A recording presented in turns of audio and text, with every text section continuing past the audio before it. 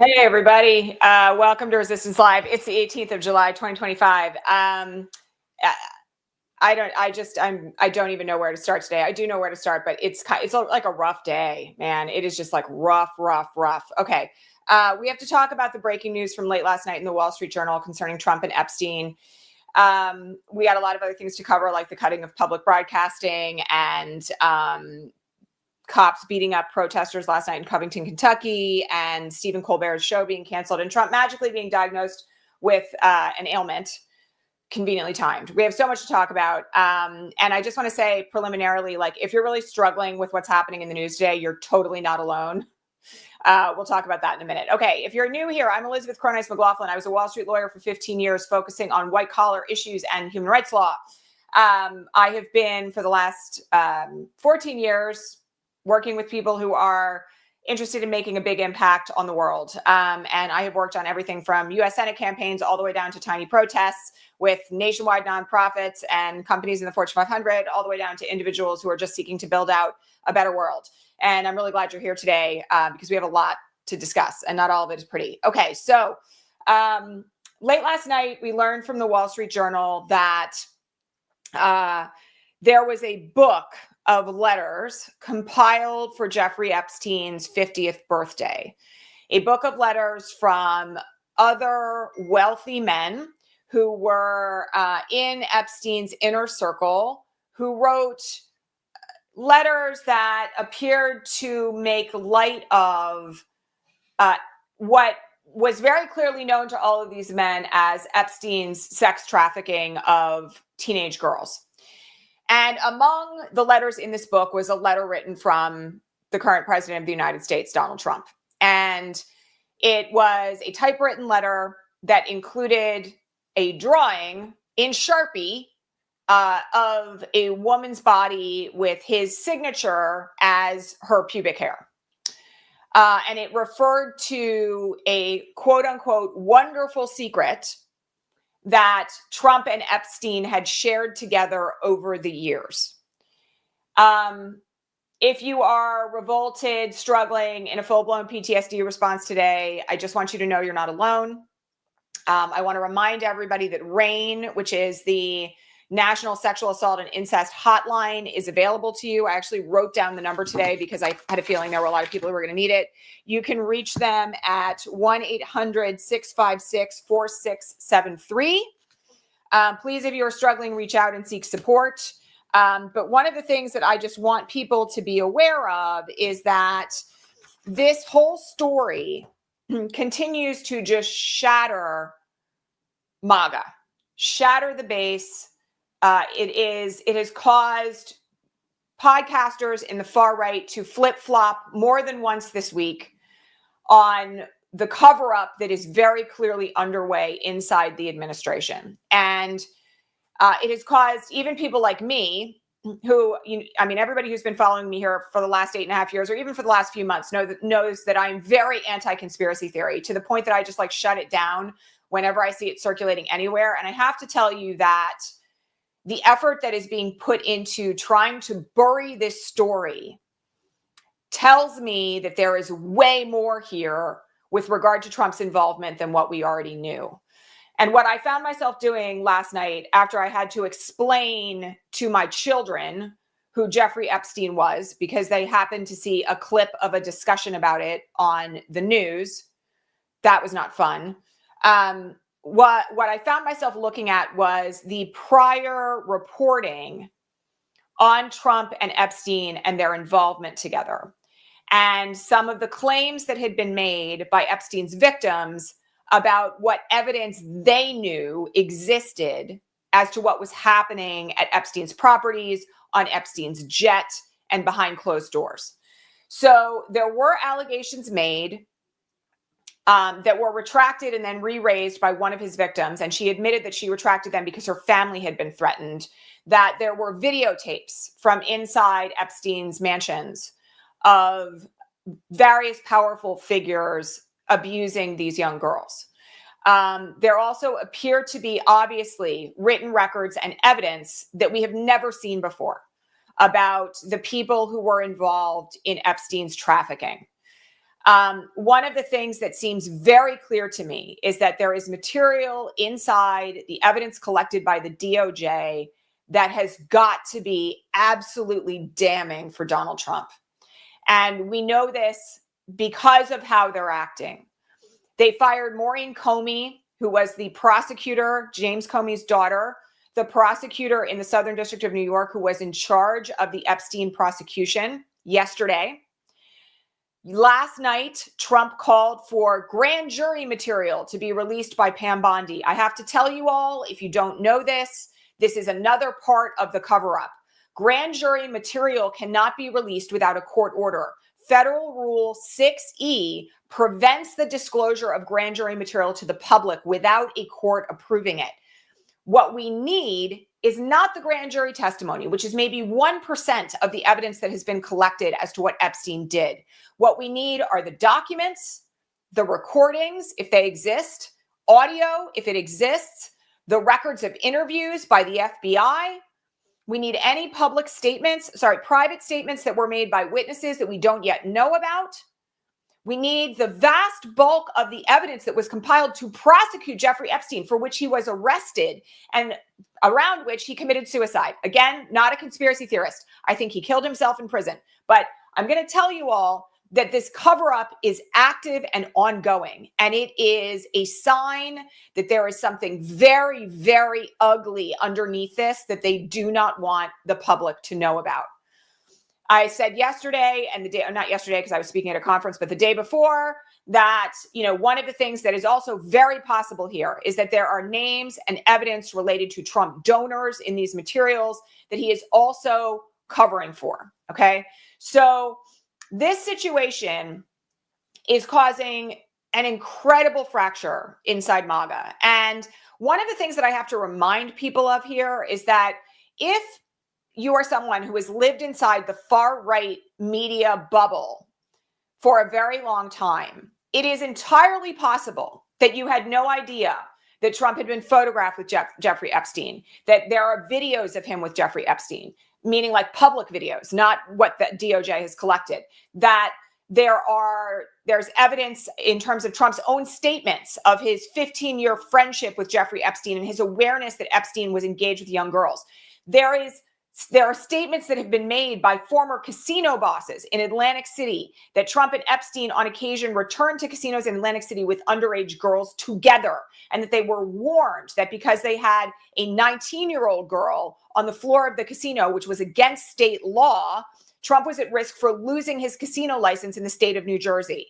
Okay. There is very deep evidence here, even from what's known in the public domain, that far-right MAGA has not been exposed to, because their own media bubble has just been hyping up the fact that there's a cabal of people, including Hillary Clinton and others in form of QAnon, that have been, drinking the blood of children and, engaged in various violent acts against children.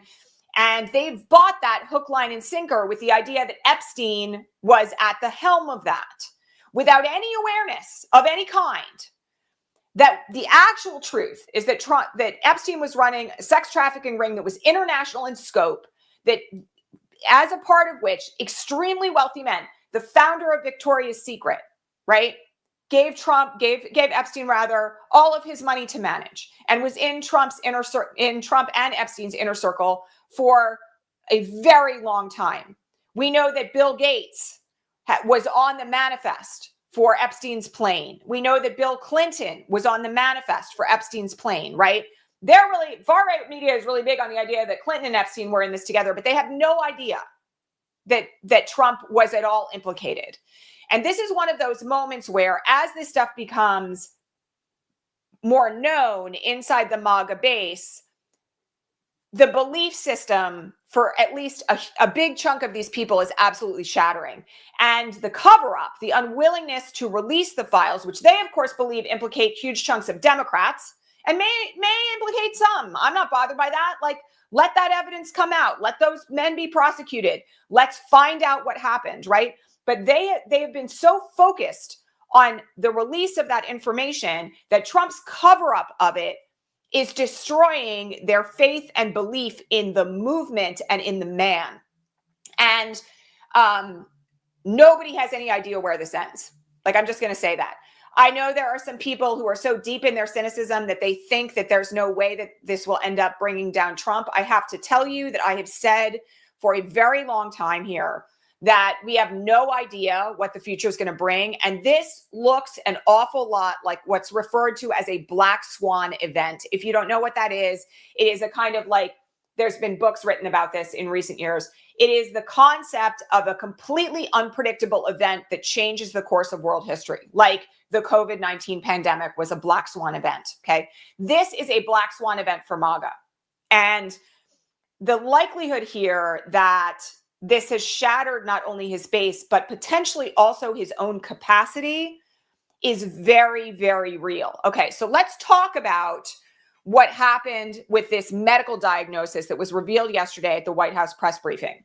So I have to remind you all before we talk about this, that this is a White House that has gone in both administrations to an insane level of denial about the prospect that Trump has had any physical ailment whatsoever. They hid his COVID diagnosis, right? When he had COVID and he nearly died from it. They have routinely issued these incredibly laughable reports about his medical state. Everybody remember this from like the first administration and the second? As recently as April of this year, there is a letter from the White House physician saying that there is nothing wrong with Trump's veins. All right. That brings us to yesterday, where Carolyn Leavitt got up at the White House press briefing and announced that Donald Trump has been diagnosed with chronic venal thrombosis. And the reason why they claim that this is coming out now was because he was photographed with very, very swollen legs, okay? And they're claiming that he just recently went under some tests, and that's what was determined, and it's not really that big of a deal, contrary to the information that doctors and nurses are talking about online right now, and that, everything else about him is fine. But it is very, very strange that in the middle of this moment, this incredible breaking black swan scandal, that they came out and said, Donald Trump's been diagnosed with a chronic ailment. Charlotte Clymer yesterday wrote a great piece on her Substack about the fact that this could potentially, and again, this is speculation, be laying the groundwork for a way for him to step away from the White House for medical reasons, okay? I think that's a possibility. I will also say, though, that it was very plainly an effort to distract from what was going on with Epstein, that their hope was that by reporting that there was something medically wrong with him, finally, that would dominate the headlines. And then last night, the Wall Street Journal story broke. Okay. Now, Trump has lost his mind about the Wall Street Journal story. He has been, since then, ranting, absolutely ranting on Truth Social about how he's going to sue Rupert Murdoch. He's going to sue the Wall Street Journal. He's going to, take down these reporters. This morning, one of his allies in Congress has introduced a resolution to cancel all funding of subscriptions to the Wall Street Journal because, newspaper subscriptions matter more than whether or not hundreds of teenage girls were sexually abused. Trump is losing his mind about this. Now, those of you who were here very early on in the 2024 campaign cycle know that we started talking about, I am being corrected, chronic venal insufficiency, not thrombosis. My apologies, which is a different condition. I misspoke, so I apologize for that. And insufficiency is different from thrombosis because thrombosis is blood clots, and I know that because I have family members who had it. So my apologies. Chronic venal insufficiency, which basically means that his circulation is not functioning well, okay, in his legs. All right. Point being, with regard to all of this, okay, early on in 2024, we started talking about narcissistic collapse, the concept of narcissistic collapse. And those of you who were here then know that we spent an awful lot of time talking about the psychological manifestation and symptoms of someone who is in narcissistic collapse, which is essentially when a narcissist, a malignant narcissist in this instance, a sociopathic malignant narcissist in this instance, is finally confronted with accountability for their actions, okay? And it causes them to, in some instances, withdraw, hide, lose the capacity to function in their jobs or in their lives, to act out in sometimes really violent ways. and to become, in some ways, completely unpredictable, okay? One of the things that has happened in the last 24 hours since this story broke is that many folks on his side of the fence, including Alex Jones, have said that they are really upset about the fact that Trump can't stop talking about this. Alex Jones did a piece that was clipped last night on Nicole Wallace, where he was talking about the fact that Trump has shot off, this is a metaphor, shot off both of his feet and now has the gun in his mouth and cannot be convinced to take the gun out.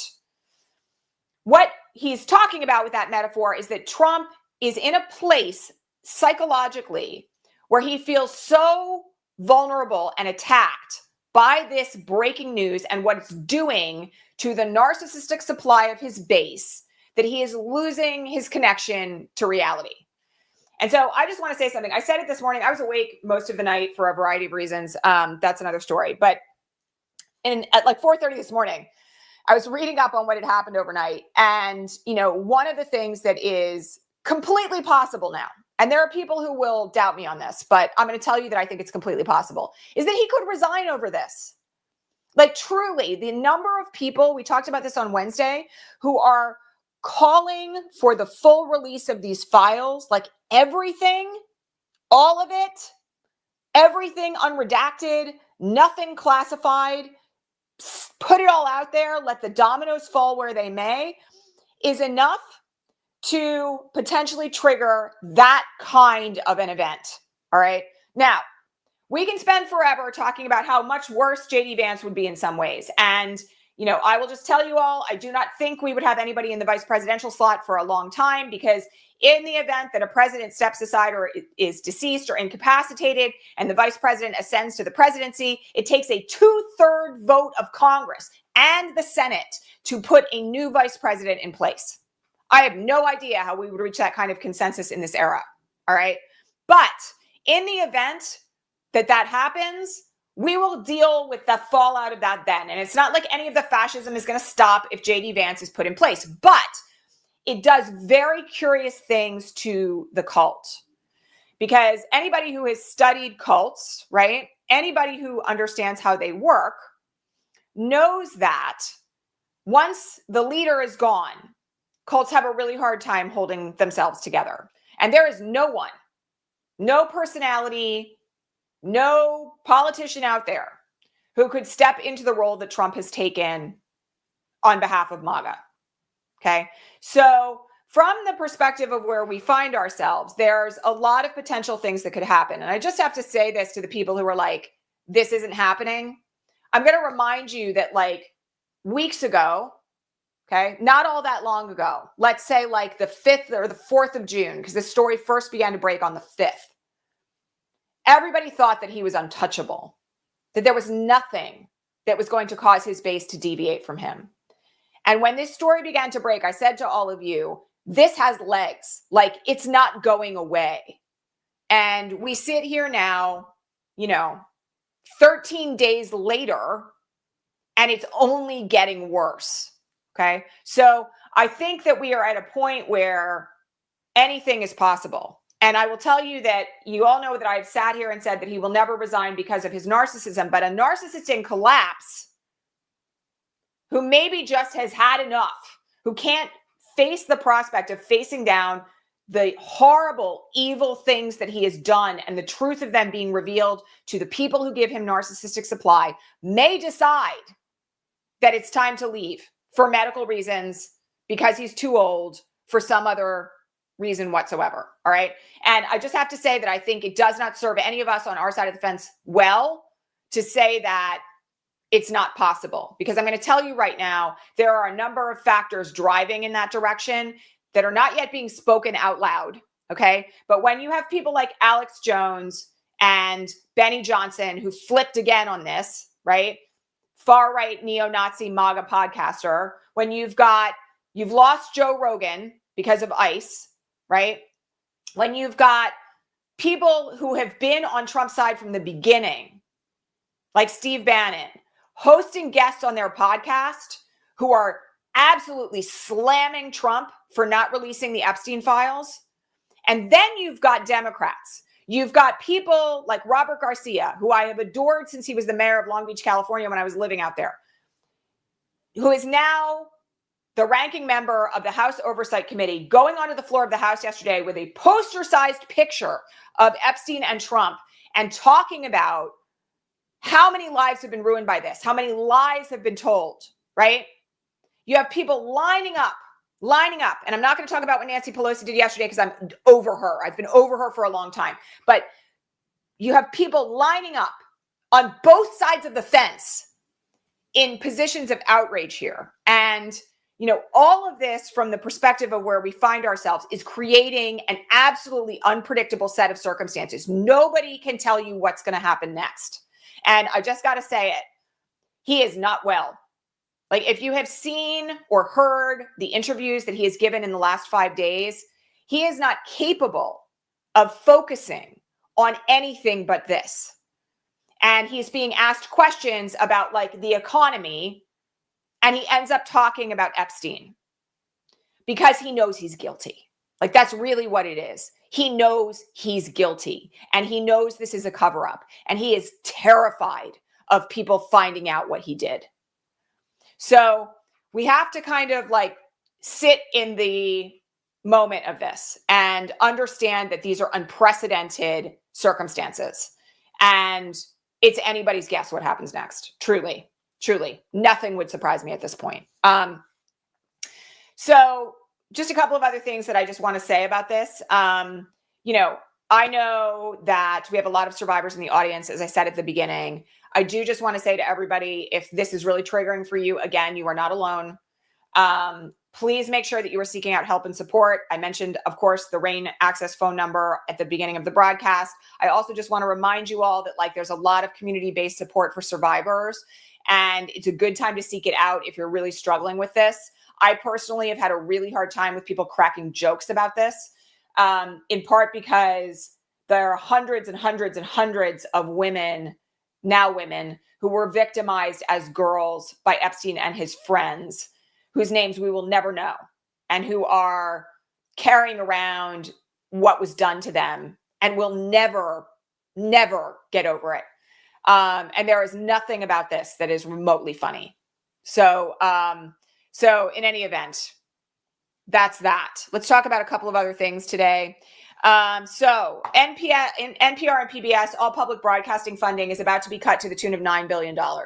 There was a resolution that was passed amending the budget that slashed all of this, that passed the Senate by one vote, passed the House, and is now on its way to Trump's desk. I will also just mention at the same time, we have an attempted takeover of TikTok by one of Trump's best friends, the founder of Oracle, that will turn TikTok into another propaganda platform. PBS and NPR are one of the few reliable news sources. And yes, they have tilted to the right since Trump took office, so I don't want to negate that. But they're one of the few news sources that are available in rural America that are not supposed to be inflected with a political bent. And the elimination of these means that there's going to be just an absolute news desert in many parts of the country that I am certain that far-right media is going to seek to fill and already has. So it's very bad news. We do have some people who work for NPR and PBS in our audience, and I just want to like shout you all out. I know it's a really hard moment for all of you, and I'm sorry. Okay, last night at the top of his broadcast, Stephen Colbear announced that CBS had canceled his contract. This comes on immediately on the heels of him criticizing Paramount, CBS's parent company, for its deal to settle with Donald Trump as a result of that 60 Minutes interview with Kamala Harris that he claimed caused him emotional distress because of how they edited it, which was horseshit. It's essentially they bribed the Trump administration to make sure that a looming merger is going to be approved. And Colbert went after them for that. And within days, he has been terminated. He will be on the air until May of 2026. So there's 10 months left, and they are not replacing him with anyone. They are just canceling the show outright. I think we're going to see some scorched earth Colbert between now and then. I will just say, I think the gloves are going to be absolutely off. I will also just tell you all, though, that I happen to live near Stephen Colbear, and was very recently in the same room with him and his wife. And they are lovely, lovely people. Just lovely people, like behind the scenes, absolute kind, decent, wonderful people, make tremendous contributions to the community. And I know that he's going to land on his feet. My hope is that like Netflix snaps him up really fast with a deal, and we will have, an ongoing, continuing show from him. But it's going to be very wild to watch. Oh my goodness. Okay, so we have some breaking news right now that's coming in through the chat. I do not know what this is about yet, but there's been an explosion at the Los Angeles Police Department training base, according to Celie Brown, who is a client and friend. So we will see what that's all about. I don't have any information on that other than what I've just seen here in the comments. But obviously we're going to have something to talk about there in the very near future. Okay, a couple of other things that I just want to mention, given that we just transitioned to talking about police. Last night in Covington, Kentucky, the police rioted against ICE protesters. They arrested 13 people, including 2 journalists, and the footage of them beating protesters on a bridge is extremely hard to watch. They literally slammed a man's face into the metal on the bridge more times than I can count. And these are outrageous acts of police violence. The videos are only now breaking on Reddit and TikTok.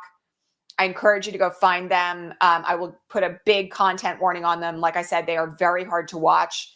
But the extreme violence is something to pay attention to because we are seeing local police departments that are in cahoots with ICE, that have signed cooperation arrangements with ICE, starting to crack down in other ways against protesters in local communities. And this is an example. Okay, so the news now out of this LAPD explosion is that 3 Los Angeles sheriff's deputies have been killed in an apparent explosion at the Monterey Park facility. We do not yet know what this is about, what the cause is, the motive, or anything like that. But obviously this is breaking in real time, so we will keep our eyes on that. Okay. Yesterday, there was also some breaking news about the Everglades concentration camp. I will not use its cutesy little name because I'm not giving voice to their propaganda. That there was a 15-year-old boy detained there, along with other U.S. citizens. Also, there are reports that the conditions there are extremely bad, that sewage is having to be trucked out, that there has been flooding, as we all have seen the footage of, that the conditions are absolutely inhumane. So again, we're going to have, I think, some more lawsuits filed in relation to that facility in particular. But people should be aware that there is no, how shall I put it, rhyme or reason any longer to who ICE is detaining and where they are sending them. And, yesterday there was also a man who had been, a U.S. citizen who had been detained for 3 days in the basement of the LA jail. As a part of ICE roundup in California. So there's an awful lot going on in relation to this that is a massive acceleration. We knew that this was coming when the budget bill passed. I just want to encourage everybody to stay safe. Please do a bystander intervention training. You can do that at Vision Change Win. They offer them for free. And Right to Be also does bystander intervention training. There's a lot of resources out there on all of this, because I think that we should all expect at this point that at some point there is going to be ICE activity where we live, if there hasn't been already. And you need to be prepared for how to respond to that so that you don't put people who are potentially being detained in further jeopardy, but also so that we all know what's going on. Okay. So yeah, it's a really rough day, you guys. I mean, I know a lot of you come on here expecting me to kind of like talk you off the ledge, and I'm not on a ledge today. I'm just really upset. Like many of you, I'm not sleeping and watching all of this go down and how it's going down, and particularly the way in which the dehumanization of people, I have to say there is a thread that runs from Trump and Epstein straight through to the persecution of people by ICE, the persecution of trans and non-binary people, the persecution of women and bodily autonomy, the persecution of anyone other in this country. There is a through line that runs through all of this. And the through line is the dehumanization of marginalized people and people who they are choosing to victimize because they enjoy it. It is very hard to bear witness to this.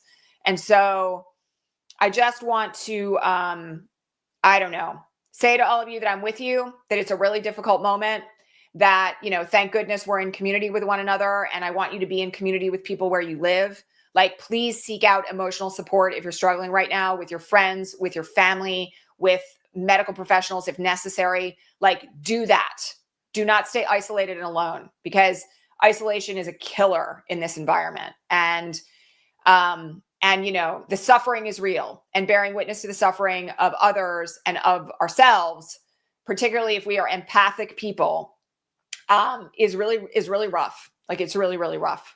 So I want you to all know that I've been talking to a lot of friends who are in the psychological professions in the last couple of weeks. And one of the things that I just want folks to know is that your reactions to this are legitimate. Like, do not run from your rage, your grief, your upset, your, you know, determination to burn it all down and change the world.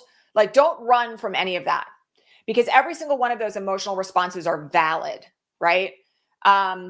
We're witnessing trauma, and we are experiencing secondhand, and in many instances, firsthand trauma from what is happening. And it's real, okay? So don't doubt it, in other words. And the only way through those emotions is to process them, to like experiencing them, deal with the fact that they're real, seek help if you need it. Don't numb it out. Don't drink it away. Don't run from it, okay? Like, we have to actually process our emotional responses to this if we intend to heal the world and heal ourselves, and help people, okay? So that's my 2 cents on that. And I just want you to know that I'm like sending all of you a lot of love. One final note here. I know many of you donated to the GoFundMe that was begun very early on this week to benefit our operations director who had experienced a silent miscarriage of twins in an abortion banned state. I just want to thank you all for those donations. Because of your financial support and the work of this community and my community on Blue Sky, she was able to finally get the procedure that she needed out of state yesterday. She is home and recovering. Very difficult trajectory altogether, you know, weeks of not being able to get the medical care that she needed and finally being able to get it. And I'm just really grateful to all of you. I'm grateful to this community for being able to help out someone I love in a really dire circumstance. And just very grateful to all of you all together. So, you know, as always, if you like what we're doing here, please subscribe. I will also just say that all of your paid subscriptions on Patreon and your support here from our members on YouTube also helps me to pay her salary. Okay. So, you know, we have been a team for a long time of women and non-binary people and trans folks. We have a very small staff that does all of this, and your financial support here makes a world of difference in the lives of myself, my children, and the people on our team and their families. So I just want to say that I'm very grateful for that. You know, even if it's just $5 a month, together, you all make a huge difference in our lives. And your willingness to come together, particularly at points of crisis, is a game changer. So I'm just so thankful for all of you. There will not be a bonus progressive coffee hour this afternoon, in part because this week has just been too rough. I'll just be honest. It's just been too rough. I had to speak at a conference yesterday while Britt was out of state getting surgery, and it's just too much. So I'm going to own my own state and not do a bonus broadcast this afternoon. But I will be back next week for a special broadcast for our subscribers. I, again, just want to say thank you. Like, thank you for your grace. Thank you for your donations. Thank you for your regular subscriptions. They make a world of difference.